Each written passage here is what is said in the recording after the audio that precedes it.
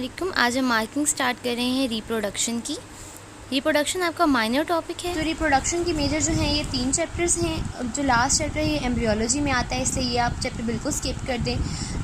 Reproduction जो है इतना इंपॉर्टेंट टॉपिक नहीं है। जब आप पूरी फिजियोलॉजी कवर कर लें उसके बाद इस टॉपिक को स्टार्ट कीजिएगा। मेजर टॉपिक के तौर पे से पहले स्टार्ट करके अपना टाइम वेस्ट मत कीजिएगा। और उसके अलावा रिप्रोडक्शन जो है ये अगर आप सिर्फ अपने टीचर्स की स्लाइड से कर लें तो भी कवर हो जाता है। ये फिरदौस में भी अच्छा दिया हुआ है, कवर हो जाता है। अगर आप अच्छी तरह यूक्यूज़ कर लें और फिरदौस से इस टॉपिक को कर लें तो भी ये टॉपिक अच्छी तरह से कवर हो जाता है, क्योंकि ये एक माइनर टॉपिक है, इतना इंपॉर्टेंट नहीं है। अगर आप गाइडेंस से करना चाह रहे हैं तो इसमें जो 81 चैप्टर 82 83 ये तीनों चैप्टर्स जो हैं ये बहुत इंपॉर्टेंट हैं। रिप्रोडक्शन के हिसाब से अगर आप इन तीनों करते हैं तो ये मोर देन एनफ है, ठीक है। स्पर्मेटोजेनेसिस के लिए आपको यहाँ से कुछ भी करने की ज़रूरत नहीं है। ये फिगर करें आप, फिगर 81.3 और उसके बाद ये फिगर करें। आगे से आपको यहाँ से करनी है maturation of sperm. In topics को आप रीड कर लें। स्टार्ट से आप सिर्फ ये फिगर करें, उसके बाद आप ये टॉपिक्स रीड कर लें। हार्मोनल फैक्टर्स रीड करें, इसको आप अच्छी तरह कर लीजिएगा। और उसके बाद ये मैचुरेशन ऑफ स्पर्म आप इसको रीड कीजिएगा। Storage of sperm in testes इसको आपने रीड करना है। इसकी physiology, function of seminal vesicles, ये फंक्शन आपने सारे सेमिनल वेजिकल के भी, प्रोस्टेट ग्लैंड के भी आपने अच्छी तरह देख लेना है। प्रोस्टेट ग्लैंड का फंक्शन, सीमेन, इसको आप रीड कर लीजिएगा। इसमें जो इंपॉर्टेंट बातें सिर्फ उनको अलग कर दीजिएगा। कैपेसिटेशन जो है ये आपने पहले पढ़ी हुई है एम्ब्रियो में, फर्स्ट ईयर में आपने एम्ब्रियो में पढ़ी हुई है। इसको आप रीड करेंगे तो ये आपको हो जाएगा, ये इंपॉर्टेंट है। ये पास्ट पेपर में का क्वेश्चन भी है, कैपेसिटेशन, ठीक है। उसके बाद एक्रोसोम्स, एंजाइम, इस सब टॉपिक्स को आप रीड कर लीजिएगा। ज़्यादा इनके लिए परेशान होने की ज़रूरत नहीं है, सिर्फ आप इसको रीड कीजिएगा, इसमें से इंपॉर्टेंट बातें निकाल लीजिएगा। ये ब्लू बॉक्स जो है ये आपको रीड करने की ज़रूरत नहीं है। उसके बाद यहाँ से आपने ये डिजीज़ देखनी है, क्रिप्टोकार्डिज्म। क्रिप्टोकार्डिज्म आपने बहुत दफ़ा पढ़ी हुई है, अभी भी आप एम्ब्रियो में भी आप करेंगे। उसके बाद ये टॉपिक आप बिल्कुल स्किप कर दें, इस टॉपिक को करने की आपको बिल्कुल भी ज़रूरत नहीं है। उसके बाद यहाँ पे देखें टेस्टोस्टेरोन के फंक्शंस। इस चैप्टर में से सिर्फ इम्पॉर्टेंट चीज़ ये है। अगर आप पीछे वाला रीड करना चाह रहे हैं तो कर लें, नहीं करना चाह रहे तो पीछे सिर्फ कैपेसिटेशन रीड करें और उसके बाद आके यहाँ पे आप टेस्टोस्टेरोन के फंक्शन देंगे। अच्छा, अब अगर आप ये सारा रीड करने के बाद जब आप टेस्टोस्टेरोन के फंक्शन देंगे, इसके लिए भी आपको सारा पढ़ने की ज़रूरत नहीं है। टेस्टोस्टेरोन के अगर आप ये टेस्टोस्टेरोन का इफेक्ट ये आप एम्ब्रियोलॉजी में पढ़ लेंगे। यहाँ से पढ़ना चाहें तो पढ़ें, ना पढ़ना चाहें तो ना पढ़ें। उसमें जो इसके इफेक्ट्स हैं, ये इफेक्ट्स के सिर्फ आप अगर हेडिंग्स भी देखते जाएं तो ये आपका सारा कवर हो जाएगा। ये सारे का सारा आपको रीड करके अपना टाइम वेस्ट करने की ज़रूरत नहीं है। आपका टाइम बहुत प्रीशियस है और सिलेबस बहुत ज़्यादा है। इसके बाद ये सारा आपने रीड कर लेना है। रीड करने के बाद अगर इन टॉपिक्स को आप छोड़ना चाहें छोड़ दें। हम यहाँ से सिर्फ टेस्टोस्टेरोन के फंक्शंस रीड करें और उसके बाद इन टॉपिक्स को आप स्किप कर सकते हैं। उसके बाद यहाँ पे आपने हाइपोगोनाडिज्म देखना है। क्लिनिकल्स जो है बहुत इंपॉर्टेंट है, डिजीज़ आपने किसी भी टॉपिक की स्किप नहीं करनी। उसके बाद आगे ये फीमेल फिजियोलॉजी। फीमेल फिजियोलॉजी में भी यहाँ से आप कुछ भी रीड ना करें, ये फिगर देखें। ये फिगर देखने के बाद यहाँ से आप फीमेल हार्मोनल सिस्टम इस टॉपिक को रीड करें।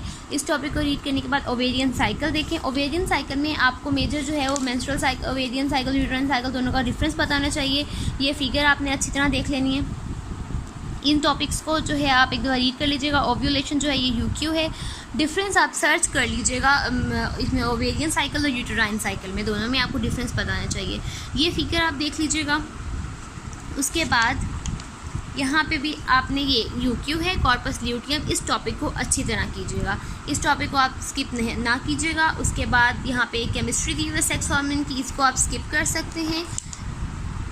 उसके अलावा अब जो फंक्शंस हैं एस्ट्रोजन के, यहाँ भी फंक्शन एस्ट्रोजन के इंपॉर्टेंट हैं। पीछे से आप उन्हें यहाँ पे सिर्फ कॉर्पस ल्यूटियम इंपॉर्टेंट था, ओवेरियन और मंथली साइकिल का जो डिफरेंस था वो इंपॉर्टेंट था। उसके अलावा पीछे अभी तक कुछ भी इंपॉर्टेंट नहीं था। यहाँ पे आपने एस्ट्रोजन के फंक्शंस देखने हैं, इसलिए आपको कह रही हूँ अगर आप टॉपिक चाहें तो फिरदौस से भी कर सकते हैं, क्योंकि फिरदौस में फंक्शंस पॉइंट्स बना के अलग करके लिखे हुए हैं। यहाँ तो आपको खुद अलग करने पड़ेंगे, वहाँ पर अलग किए हुए हैं। मैंने दोनों जगह से किया था, लेकिन अगर आप दोनों जगह से रीड कर लें और उसके बाद जो है फिर दोस्त पे जो बातें नहीं है वो लिख लें और उसके बाद फिर दोस्त को मेन बुक रख सकते हैं, ऐसे भी कर सकते हैं आप। फंक्शन ऑफ प्रोजेस्टेरोन ये आपको पता होना चाहिए। एस्ट्रोजन और प्रोजेस्टेरोन दोनों के फंक्शन के दरमियान क्या डिफरेंस है ये आ जाता है, यूक्यू आ जाता है, इसलिए आपको दोनों के फंक्शंस पता होने चाहिए अच्छी तरह से। फंक्शन टेस्टोस्टेरोन के, एस्ट्रोजन के, प्रोजेस्टेरोन के तीनों के इंपॉर्टेंट है। मंथली मेंस्ट्रुअल साइकिल ये आपको अच्छी तरह पता होना चाहिए। उसके बाद ये इसकी रेगुलेशन आ गई है। अगर आप इसको स्किप करना चाहें तो आप इसको कर सकते हैं। ये आप देख लीजिएगा फीडबैक, इसका ये वाला जो फिगर है, अगर आपको ये समझने के लिए इसको रीड करना है तो रीड करें। अगर आपको ये फिगर ऐसे ही समझ आ जाती है तो ये फिगर एनफ। उसके बाद ये एनावुलेटरी साइकिल्स हैं, प्यूबर्टी और मिनार्के है, ये आप अच्छी तरह कर लीजिएगा। इसको आपने रीड करना है, मिनार्के को भी, मेनोपॉज को भी। उसके बाद ये जो फीमेल सेक्सुअल एक्ट है, ये आपको करने की बिल्कुल ज़रूरत नहीं है। इसकी एबनॉर्मलिटीज़ को आप रीड कर लीजिएगा, इसकी एबनॉर्मलिटीज़ इंपॉर्टेंट नहीं है, ठीक है, ये इंपॉर्टेंट बिल्कुल नहीं है, इनको सिर्फ रीड कर लीजिएगा। ये टॉपिक आपको रीड करने की बिल्कुल ज़रूरत नहीं है, ये आप सारा छोड़ दें। यहाँ पे आप ये देख लें हार्मोनल सुप्रेशन, फर्टिलिटी, ये भी इम्पॉर्टेंट नहीं है, लेकिन आप इसको रीड कर लीजिएगा, ठीक है। उसके अलावा ये जो है hormonal condition that cause female sterility, ये भी आप वैसे एम्ब्रियो में कर लेंगे, ये भी इम्पॉर्टेंट नहीं है, लेकिन अगर आप इसको रीड कर लेंगे तो सही बेहतर हो जाएगा, ठीक है। ये चैप्टर 82 इतना इंपॉर्टेंट नहीं था, इसमें सिर्फ आपको effect of function of oestrogen पता होना चाहिए, प्रोजेस्टेरॉन पता होना चाहिए, कॉर्पस ल्यूटियम का पता होना चाहिए, मेंस्ट्रुअल साइकिल का पता होना चाहिए। बाकी आप सारा स्किप कर सकते हैं। यूक्यूज़ जो हैं वो अच्छी तरह कर लीजिए, क्योंकि इसमें से क्वेश्चन जो है वो रिपीट आता है। उसके बाद आगे प्रेगनेंसी एंड लैक्टेशन, ये पेज इतना इंपॉर्टेंट नहीं है, पर आप इसको रीड कर लीजिएगा। उसके बाद है transport of fallopian fertilised ovum into the fallopian tube, ये आप इसको रीड कर लीजिएगा, टॉपिक इंपॉर्टेंट ये भी नहीं है। उसके बाद ये टॉपिक आप अच्छी तरह कीजिएगा, अर्ली न्यूट्रिशन ऑफ एम्ब्रियो भी और anatomy of function of placenta भी, ठीक है, इसको आप रीड कर लीजिएगा। ये इंपॉर्टेंट है कि आपको पता होना चाहिए कि प्लेसेंटा से बेबी के अंदर जो है वो फूड वगैरह किस तरह ट्रांसफ़र होती है, तो ये सारे डिफ्यूजन आपको कार्बन डाइऑक्साइड की, ऑक्सीजन की, फूड स्टफ़ की, इसका आपको बस आइडिया होना चाहिए, पूरा आपको एग्जैक्ट याद नहीं भी है तो आपको आइडिया होना चाहिए कार्बन किस तरह ट्रांसफ़र हो रही है। ये आपने टॉपिक अच्छी तरह से करना है, ठीक है, डिफ्यूजन वगैरह सारी। और उसके बाद इसके जो हार्मोनल फैक्टर्स है, हार्मोनल फैक्टर्स तीनों चैप्टर में इंपॉर्टेंट हैं, हार्मोनल फैक्टर्स अच्छी तरह देख लीजिएगा। एस्ट्रोजन के फंक्शन आप पीछे पढ़ के आए हैं, यहाँ पर प्रेगनेंसी में आ गए हैं, तो ये दोनों भी आपको अच्छी तरह पढ़ जाइए। कॉर्पस ल्यूटियम भी आप पीछे भी करके आए हैं, यहाँ पे कॉर्पस ल्यूटियम की बात आ गई है कि अगर फर्टिलाइज है तो कॉर्पस ल्यूटियम के साथ क्या होता है, अगर अनफर्टिलाइज है तो कॉर्पस ल्यूटियम के साथ क्या होता है, अगर फर्टिलाइजेशन हो जाती है तो एस्ट्रोजन क्या कर रहा है, अगर फर्टिलाइजेशन नहीं हुई तो एस्ट्रोजन क्या करे। तो इसलिए एस्ट्रोजन का फंक्शन, कॉर्पस ल्यूटियम, प्रोजेस्टेरॉन, यहाँ पे भी ये आपको बताना चाहिए। ये ह्यूमन क्रॉनिक सोमेटोफिन, ये भी आपको बताना चाहिए।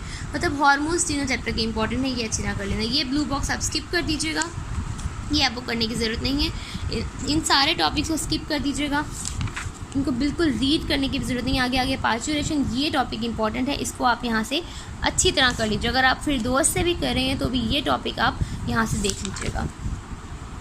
उसके बाद आगे लैक्टेशन, अच्छा, इसके जो ब्लू बॉक्स है, इसके ब्लू बॉक्स में ये मैकेनिज़्म आपको करने की ज़रूरत नहीं है। मैकेनिज़्म में सिर्फ आप ये ब्रीच प्रेजेंटेशन देख लीजिएगा। ब्रीच प्रेजेंटेशन के अलावा आप सेकंड स्टेज ऑफ लेबर और फर्स्ट स्टेज ऑफ लेबर, सिर्फ ये 2-3-4 पॉइंट है। ये फर्स्ट स्टेज ऑफ लेबर दिया हुआ है, यहाँ पे आपको सेकंड स्टेज ऑफ लेबर दिया हुआ है और ये ब्रीच दिया हुआ है, इसको रीड कर लीजिएगा कि ये आपको देखने की ज़रूरत नहीं है, ये चीज़ें आप छोड़ दें। आगे लैक्टेशन आ गई। लैक्टेशन में भी आपको एस्ट्रोजन का रोल पता होना चाहिए, प्रोजेस्टेरॉन का रोल पता होना चाहिए, प्रोलैक्टिन का रोल पता होना चाहिए।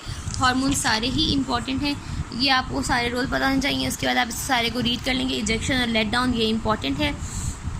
बस रिप्रोडक्शन इतनी ही काफ़ी है। आपको मैं फिर से बता रही हूँ, अगर आप फिर दोस्त से करना चाहें तो कर लें, फिर दोस्त से भी टॉपिक कवर हो जाता है। लेकिन अगर आप फिर दोस्त से कर रहे हैं तो जो यूक्यूज़ हैं उनको आप गाइडेंस से देख लीजिएगा अच्छी तरह से। टॉपिक माइनर है, इस पर ज़्यादा टाइम देने की ज़रूरत नहीं है। अपना ख्याल रखिएगा। अल्लाह हाफ़िज़।